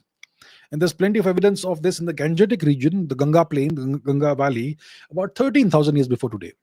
And then there was this Neolithic revolution in the Fertile Crescent region, which is between the two rivers, the Euphrates and the Tigris. That happened about 10,000 years ago, apparently. And then there was an independent Neolithic revolution in South America. The Inca, the ancestors of the Inca Empire, they had an independent Neolithic revolution that goes back about 10,000 years. So people discovered agriculture independently of each other. First of all, in the Indian subcontinent, then in the Fertile Crescent, West Asia, and then at the same time as West Asia, independently, another such thing in South America. So if hunting was so easy, why did people take up agriculture is the question. So first of all, hunting is not easy. I have no idea what Mr. Harari has said. Okay, I have not read his books. I have his books, but I haven't read them. Sorry. I have so many books I haven't read. I buy them, but I sometimes don't end up reading some of them. And they serve as a reminder to me that I have so much more to learn. My point is, see, I know that Harari's books are very popular, etc. And I don't really know what he has said. The point is hunting that easy? Really, is it easy? You're hunting animals. Sometimes hunting is super dangerous. If you're hunting mammoths, my goodness, a mammoth is a frightening animal. If you're hunting, let's say, a rabbit, well, rabbits are super quick. They're very hard to hunt. Hunting means you're trying to kill animals, and those animals have no intention of being killed. Of course, we are superior in intelligence, so we find ways of doing it, but it's not easy. It's very difficult. You have to chase animals for days, weeks sometimes, and it's often very difficult, often very dangerous. Often you die. Often there are other predators who want to eat the same animal, and they don't want you to get the animal, so they'll come and eat you. We have found ancient human skulls with bite marks in the orbital bones, and the bite marks exactly matched the teeth of cats, large cats like leopards. Sometimes we found humans who have been preyed upon by eagles, the claw marks on the skulls, and so on. It was not easy. And when you're a hunter, you can never have a big group of people living together, because hunting, it's something you may succeed at doing like once in 2-3 days, and it can never sustain a large population. So I think hunting is actually very difficult. It's good physically if you're a hunter and you're eating meat. You're gonna be lean and thin. You will never be obese. You never have excess food. You always hand to mouth. Always you need to hunt, that sort of thing. But agriculture, once it was discovered, it made life so easy. You did not have to run hundreds of kilometers looking for prey, for animals to hunt. You just needed good land. Settle down, plant your crops, and live there. Of course, there's going to be continuous labor required on a daily basis, as long as the crop cycle goes on. So that became a specialized uh, field, right? Agriculture, a specialized occupation. But you did not have to take huge risks. You don't have to chase animals. You just needed to spend a few hours in the field every day, and you were guaranteed large quantities of grain, cereal, which is why humans shifted from a protein and fat based diet to a carbohydrate based diet. And when you have fields that guarantee essentially food cycle after cycle, you can then start building large societies, and your population can grow. And when you humans settle down together, culture evolves, civilization evolves. So that is how agriculture transformed human society. It's not unlikely. It makes a lot of sense for that to happen. Okay. Uh, so as long as we were hunters, our ancestors were all hunters. They used to eat, they used to hunt animals and subsist of that. That was a very tough life. We still have hunter-gatherer societies in some parts of the world. Look at the state, their condition. They're still very primitive compared to agricultural societies. We have hunter-gatherers in the so-called Sentinel Island in the Andaman Nicobar region, right? We have hunter-gatherers who are still uncontacted in parts of Papua New Guinea, in the Amazon rainforest, and so on. They live very primitive lives. Their lives are very tough. You'll never see a plump person who's a hunter-gatherer. They're always lean and kind of malnourished. That's not easy. It's very difficult. Once we made the transition to farming, hunting was always an option, and then that's how animal agriculture came into the thing, and so on and so on. So it was the transition from from being hunter-gatherers to being agriculturalists that created stable societies, permanent settlements. It gave rise to proper culture and eventually high civilization. And our ancestors in the subcontinent, were the first to do that. Is true. Yes. Shreyas says, how do you see the debate on Aryan origins evolving in the next decade till 2035, given the advancements in genetics, archaeology, and linguistics? Look, the turning point is the decipherment of the Indus Valley script. Now, obviously, many people still don't believe what Yajnadevam has done, Bharat Rao. It'll take time, but eventually, it's going to come out. It's going to have to be accepted. So, the decipherment of this long undeciphered script is a landmark development, and it's Sanskrit. It's Vedic Sanskrit. That's the end of the Aryan invasion debate. You can keep crying genetics this, genetics that, archaeology this, whatever. This is the crucial factor. The central claim of the Aryan, first of all, the central claim of the Aryan invasion myth is twofold: that Hinduism is foreign to India and Sanskrit is foreign to India. And they claim that the Aryan invasion or migration or picnic or tourism, whatever, happened around 1500 BC. Around 1500 BC, when the Great River was drying out. Now, if evil Hinduism and evil Sanskrit came into India around 1500 BC, then how come these inscriptions from 5,000, 6,000 years ago are in Sanskrit? The Harappan, Indus Valley inscriptions, how come they're in Sanskrit? That destroys this theory once and for all. Now the question is, when will this be accepted academically in a widespread manner? That will take 20, 30 years maybe. But you can't now do a thing about this. The decipherment is out in the public domain. Try and prove it wrong. Try and prove it wrong. Try and prove it is some other language. Simply can't happen. It's done. So the debate in the Aryan invasion thing, people are going to try and obfuscate the debate. They're going to try and say it's going to be proven genetically. How do you prove culture and language genetically? The origin of culture genetically? How? If a person converts to a foreign religion, does it change their genetics? If an Indian person today converts to a foreign religion for whatever reason, will it change their genetics? If an Indian person starts speaking a foreign language like I'm doing right now, does it change my genetics? No. So genetics has no connection with culture, religion, or language. So how do you prove that so and so genetic marker carries a certain language or a language family or a certain religion? You can't. You simply can't. It's an assumption they are making, and you can't do science on the basis of assumptions. You can't. There has to be hard empirical evidence, and there is none whatsoever about the connection of whatever genetic markers with a certain language or a certain culture or a certain religion. So-called steppe ancestry. What is the origin of the steppe ancestry? Steppe ancestry goes back, let's say, 8,000 years or maybe 10,000 years. What was the origin of that? Who were the ancestors of those people? They did not spring out of the steppe, right? Of the ground. They also had ancestors who came from somewhere. Where did those ancestors come from? Let's go back to the origin of everything. The origin of everything is the Indian subcontinent. The original region where humanity settled down after the out of Africa migration.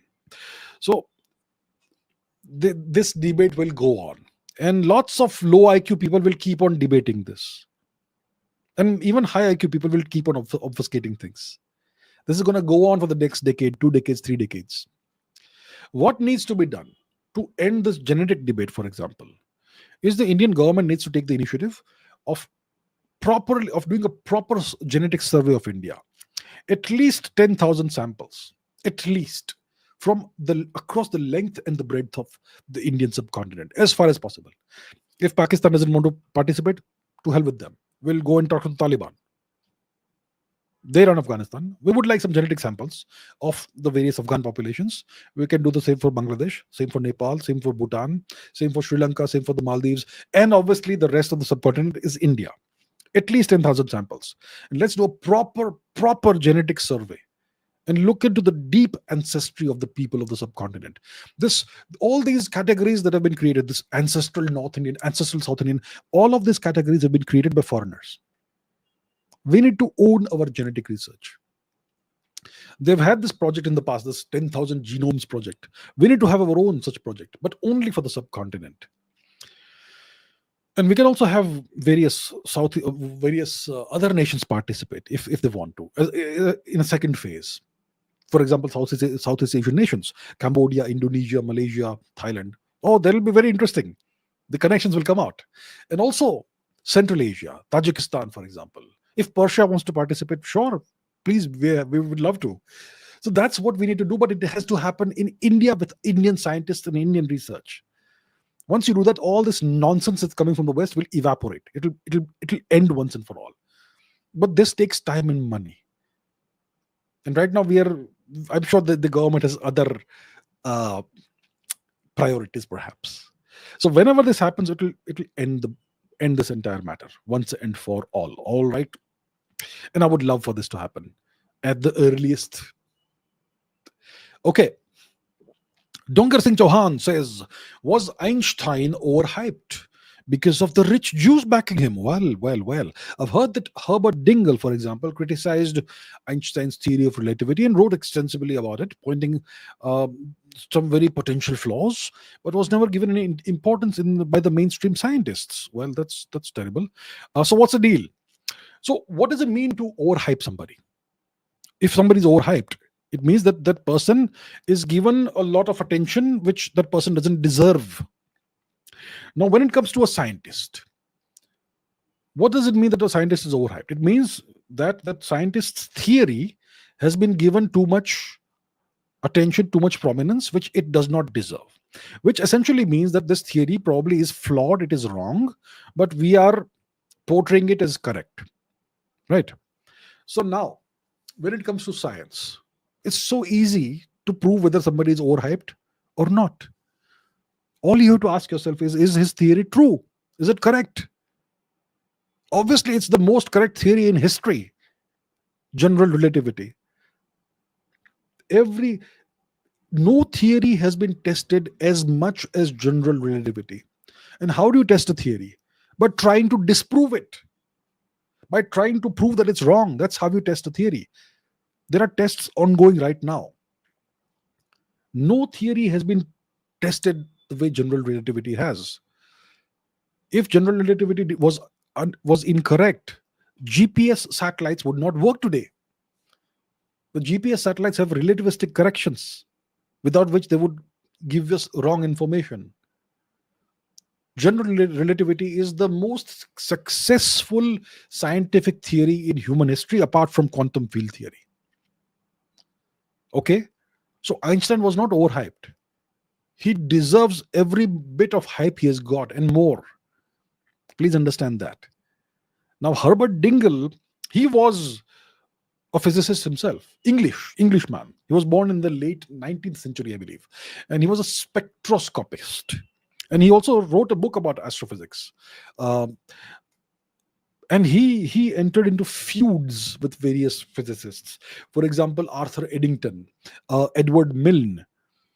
He entered into feuds with those people. He criticized their theories, claimed those were wrong. But nothing came of it. And then he went after Einstein. And he said that relativity was wrong. He said that special relativity was incorrect, not general relativity. And it looks like he was not very clear about the concepts of relativity. What is an event relativistically? In the theory of relativity, what does it mean? What is an event? And what is simultaneity? What does it mean for two events to be simultaneous? These are very basic, fundamental, core concepts in relativity. Okay? And in relativity, you have something called frames of reference. And generally, we speak about inertial frames that are not accelerating. And in relativity, the theory says that every frame has its own standard of simultaneity. So two events that may be simultaneous in one frame may not happen simultaneously in a different frame of reference. That's the deal. So that seems to be something that Mr. Dingle, Dr. Dingle, Herbert Dingle, seems to have not been clear about. And he spent essentially his life criticizing relativity. And I believe lots of physicists pointed it out to him that you need to get your fundamentals correct. But he probably did not want that. And I think there are many videos on YouTube in which Herbert Dingle is cited as the guy who pointed out that Einstein was wrong. Well, Einstein was not wrong. And I know there are some other scientists also who claim that Einstein made blunders and he was wrong. That's not the case. Einstein was a genuine genius. In 1 year, he revolutionized physics. 1905, Annus Mirabilis. Quantum field, quantum mechanics, and special relativity at the same time, and the photoelectric effect, which has a quantum foundation. So it was quantum theory, the concept of the light quantum, the quantum of light, I mean, nobody imagined light itself would have a quantum, and so on. So all of that he put out in 1905, an incredible year. And how can anybody imagine that Einstein was overhyped? And let's not bring religion into this. Yes, he was Jewish. I'm not sure of who backed him or who did not, but come on. So please understand, you cannot bring in other biases into your consideration of whether a person, his scientific output was correct or not. This is not a religious matter. He was the greatest physicist of the 20th century and one of the greatest physicists of all time, no question about it. Okay. Ayush Singh says, yesterday I met a girl who was saying that the caste thing is because of our religion. Our religion is obviously very evil, right? Very backward, primitive, and so on. So in the caste, oh my God, we have caste. Terrible. And so this caste thing, according to this girl, was because of our religion. I tried to explain that this was a colonial imposition, but she kept on referring to a variety of books. Of course, there are lots of books written about caste, which all say that Indians are evil, Hinduism is evil, and so on. So she referred to a variety of books to prove her stance. Can you please tell us in detail how Jati Varna system was like, and how was there really discrimination as it is generally shown in the media and all? Now I'm not going to answer the question directly because I've answered this so many times. So let me show you how to find what I have had to say about this. Okay. Go to Google, search for Abhijit Chavda YouTube. Okay. Then you go to the channel, and let's go to the channel, and there is going to be this search box over here. Okay. So just type in caste. Let's type in caste. So what do we have here? I have spoken about these matters many times.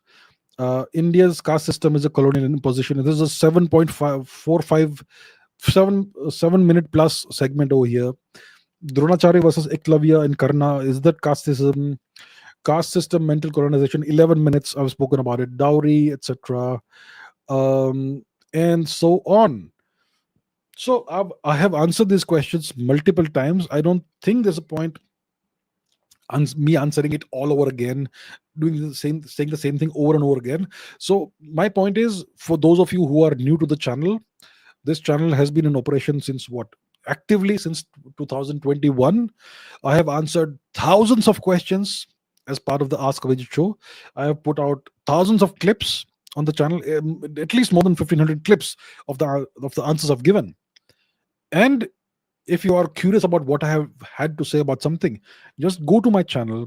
There's a search box there. Type in your search term, and most likely I will have answered your question. So as you can see in that thing that we saw, I've already answered the question at least 2-3 times. And I've actually answered it more than 2-3 times. But I'll put out 2-3 clips of it. So please check it out, and you will know what I've had to say in this. I've referred to various books also, and I've got those books here and there, but well, I'll not go and search for them right now. So check it out, please. Please do that.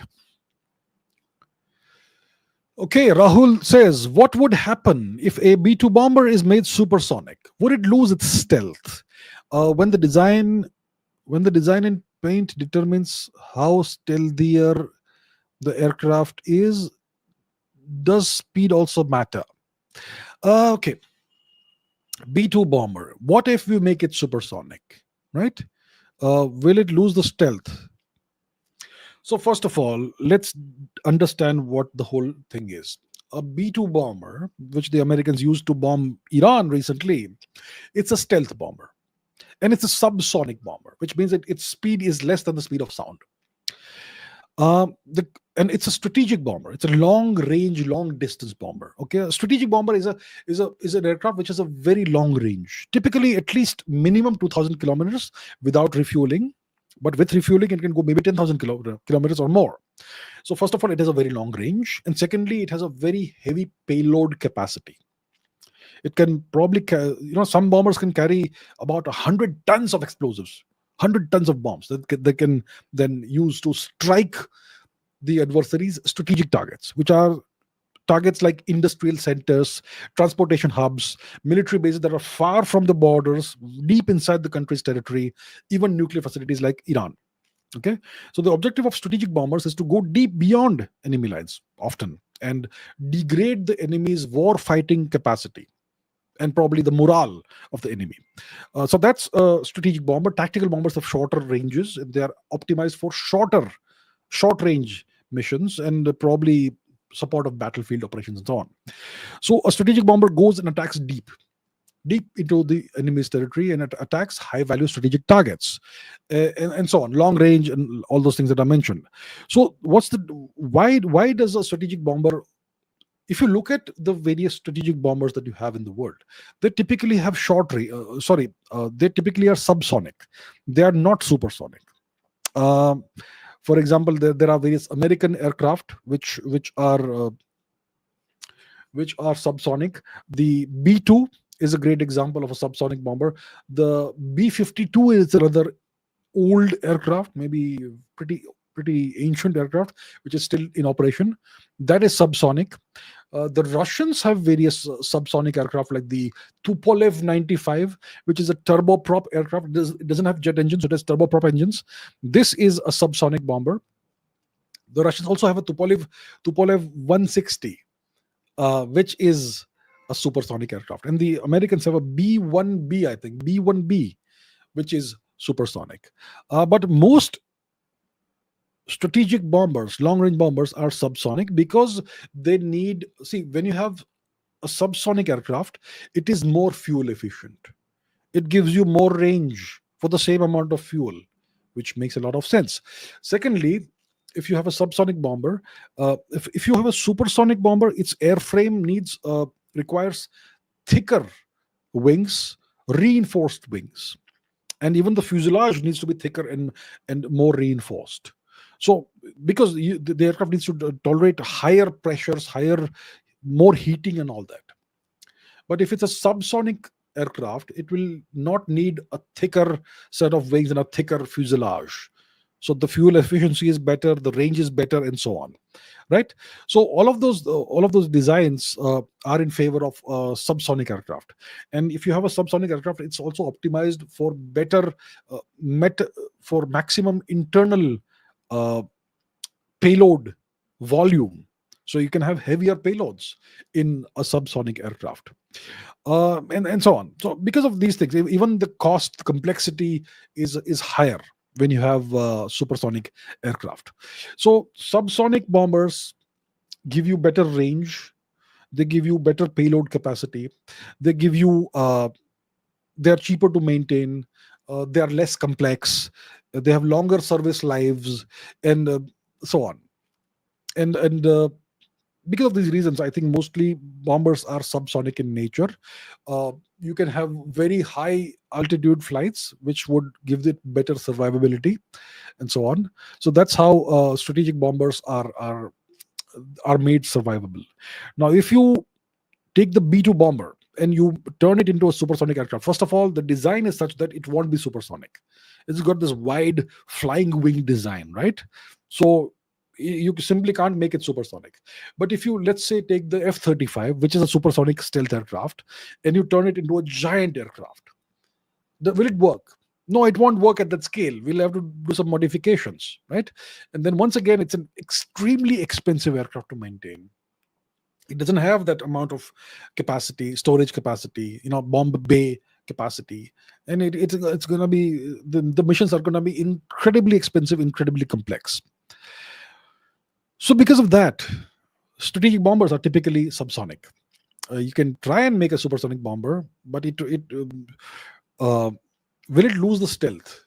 You can certainly have a stealthy aircraft, which is very expensive, very complicated, but it is supersonic and it is a strategic bomber. Yeah, it will be stealthy, but it will be very expensive to maintain. And what determines whether an aircraft is stealthy or not is the design, first of all, the surfaces, whether they reflect radar or simply throw radar waves off, essentially don't return the radar waves to the origin. And secondly, the coating, the surface material also matters, which is the paint or the coating of the aircraft. So it is said that the F-35, whenever you take it on a mission with the paint on, once it's back, you need to repaint it all over again. And that is a process that takes, I don't know, 20, 30, 40, 50 years perhaps. So speed matters, of course. Speed gives you survivability. It shortens the length of missions. It gives you quick penetration into enemy territory, and so on. But the payoff is that the missions are way more expensive. You carry less payload, and so on. So this is a hypothetical scenario that we are considering. It's a very good question that Rahul has asked. This is how you understand things. This is how you break things down into their elementary concepts, thinking from first principles, right? So you certainly can make a supersonic bomber. The B2 can't be made supersonic because its shape, its design is by inherently subsonic. But you can have supersonic stealth bombers, but it doesn't make sense from a cost perspective, from a mission perspective, from payload perspective, complexity perspective, uh, maintenance lifetime perspective, so many things. Okay, feminist etc. says, to what extent are a country's foreign policies influenced by domestic political, economic, and social priorities? Conversely, how do foreign policy decisions impact domestic affairs? Any nation's foreign policy is influenced by domestic policy and domestic politics. Let's consider two types of nations: a democracy and a dictatorship. In a democracy, a prime minister or president, whoever it is, needs votes every 4 years, every 5 years. And if you mess up your foreign policy, you're going to lose the next election. So your foreign policy has to be such that the public will approve of it. Okay? So it clearly tells you that your domestic politics influence and shape your foreign policy. You can't have an unpopular foreign policy. You're going to lose the next election, right? If you're a dictator, you still need some kind of public support. If you're tremendously unpopular, they may rise up and revolt against you. And you may be able to crush the revolt, but it will destroy your country's economy. It will waste so much of your resources. It's bad for you.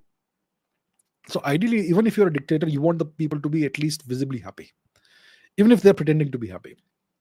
Which means that you cannot cross certain lines in foreign policy, which would make you unpopular. So foreign policies are always influenced by domestic politics.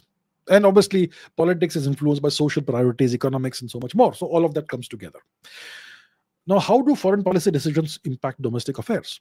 Well, foreign policy decisions impact your economy, which obviously impacts your domestic affairs. Or let's say, for whatever reason, you decide that I'm going to make my country a vassal of a different country. So once you make your country a vassal of a more powerful nation, that powerful nation makes inroads into your domestic affairs, and they may possibly reshape your demographics. They may start religious conversions in your country. They may bring in foreign infiltrators into your country. Look at what's happening in the EU and so on. So this obviously, all of this has an impact on all kinds of domestic matters internally. So it's both ways around. Okay.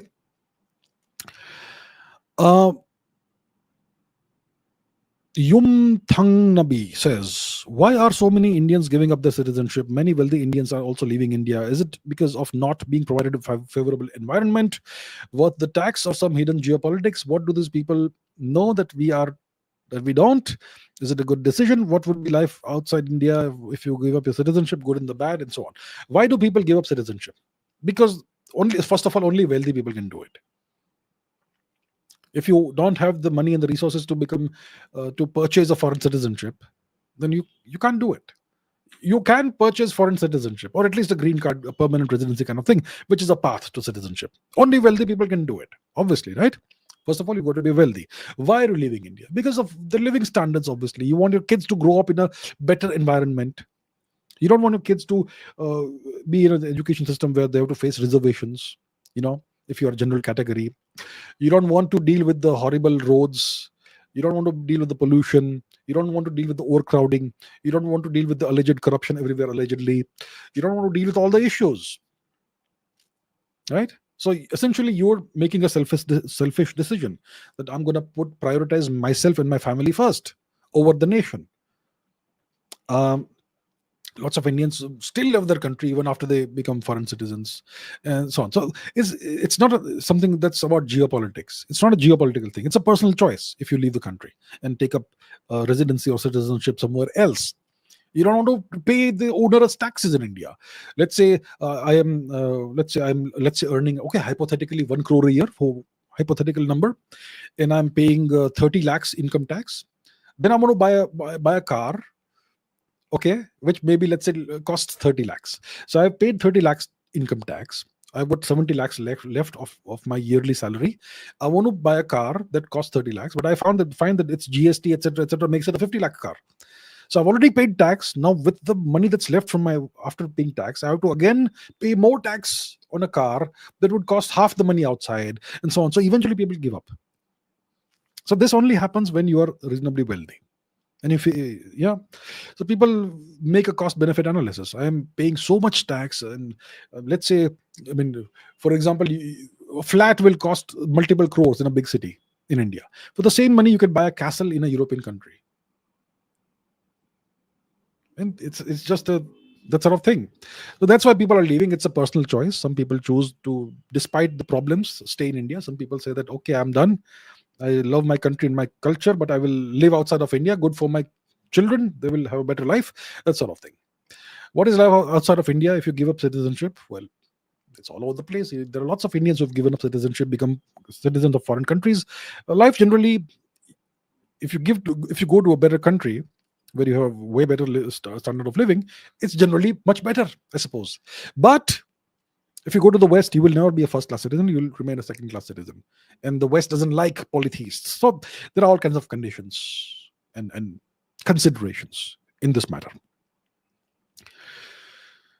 Mudra Makwana says, all politics aside, which according to you is the best country you admire that has great culture, food, demographics, and natural beauty, where you visit and just love being there, except India, of course? I think Japan wins for me.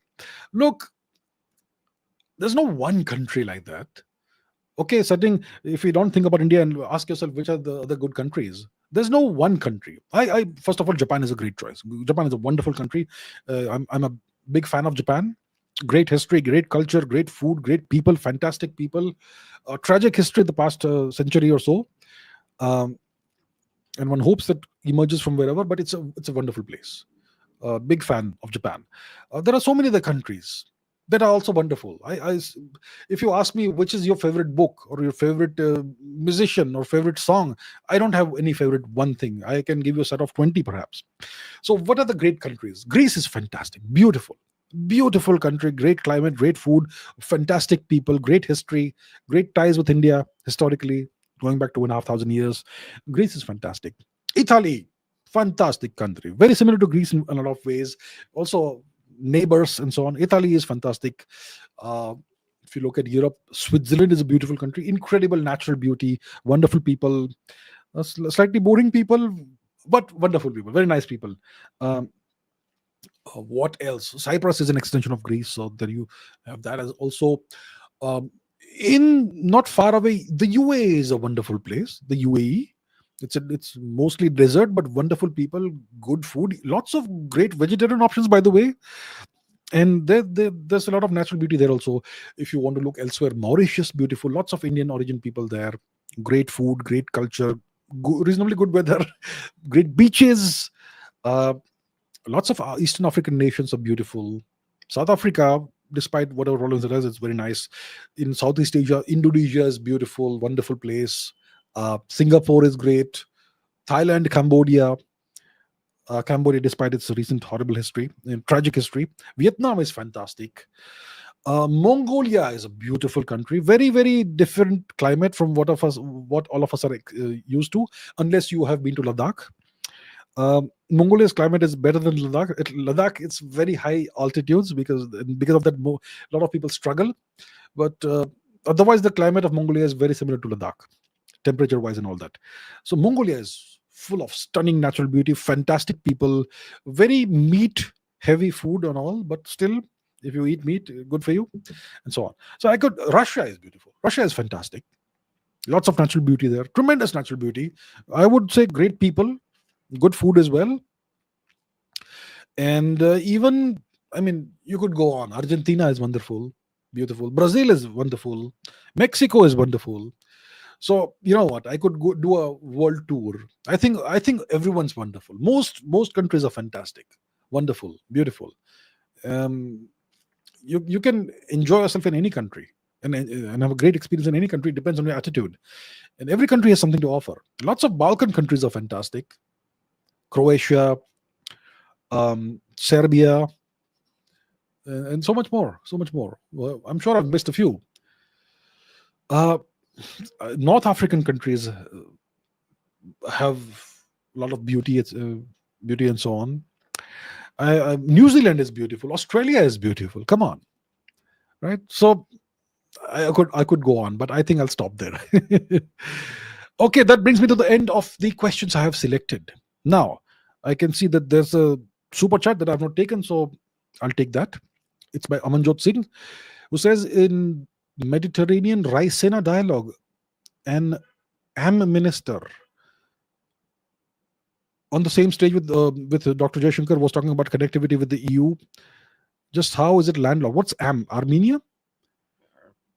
Are you talking about Armenia? Connectivity with the EU. Armenia is landlocked. Okay, let's take a look at the map. We'll take a look at the map and figure out if you're talking about Armenia. It helps if you put the proper name of the country instead of an abbreviation, but maybe there's a reason for it. Okay, so here's the map. If you're talking about Armenia is landlocked, yes, but they can certainly access the EU from, for example, Georgia. Turkey will never allow Armenia because they hate Armenia. They want Armenia to stop existing. But Armenia can certainly access the EU via Georgia, across the Black Sea, into the European countries, or maybe through Georgia and Russia. But then there's Ukraine in the way. Obviously, Ukraine is a war zone. So probably it's via Georgia and the Black Sea. Beyond that, Armenia is obviously landlocked, and I'm not aware of the context in which the Armenian minister, if you're talking about Armenia, was speaking. So I don't really know. If you give me more context, maybe I can give you a better answer. But yeah, that's what I can say right now. Armenia is indeed landlocked, as is Mongolia, for example. But even Mongolia can theoretically have connectivity with the European Union via land, via something else perhaps. You can also have connectivity by air. But if you're talking about Armenia, it could be through Georgia, through the Caspian Sea, and then go into through the Black Sea. Sorry, via Georgia, then the Black Sea westwards, and then across the Black Sea you have Europe on the other side. So maybe that's what he was referring to. Okay, so let's maybe take 2 or 3 questions from the live chat. What do we have? Do we have something? Soham says, love from Nepal. Well, love from India. We love all our Nepali brothers and sisters. So we don't endorse only he's got a popularity of 20%. Okay, well, thank you for letting us know. I appreciate that. What else? What do we have? McLevin says, is there a possibility that the US and China are using Ukraine to drain Russia? US, yes. West, yes. China, no. China wants Russia to remain the way it is right now, and to drain the West's resources via Ukraine. Okay. Both US and China gain more territory to extract and get rid of the competition. We can no.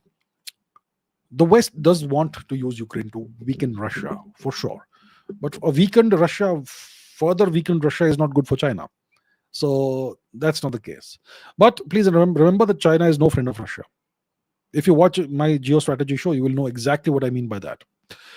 Mr. Sharma is, well, thank you so much, sir. Appreciate that very much. Thank you. Okay, now, I don't know anything about Vastu astrology, so I won't take that. Okay.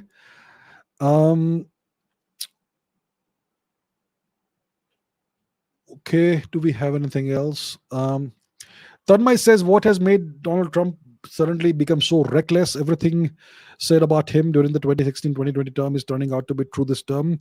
Is it that it will be his last term? See, US presidents have 2 terms only, so this is obviously his last term. What's happened? What's happened is, like I have said, he has kissed the ring, which means that he's now an agent of the deep state, if it does exist. Probably it does. And he is essentially furthering their agenda.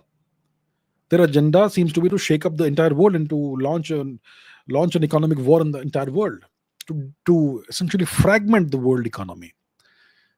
Until now, until the Biden administration, the whole world was interconnected in a lot of sense, in so many ways, supply chains, economic integration, so much more. But now, and the US had a very benevolent view of its allies, and NATO did not require each NATO member to pay up to 5% of their GDP for the upkeep of NATO, which is why the European nations were so prosperous. Now that's going to not happen.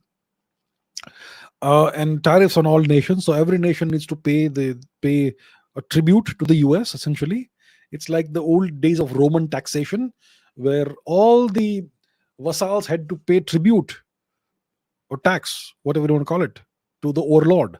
So that's the kind of thing that's happening.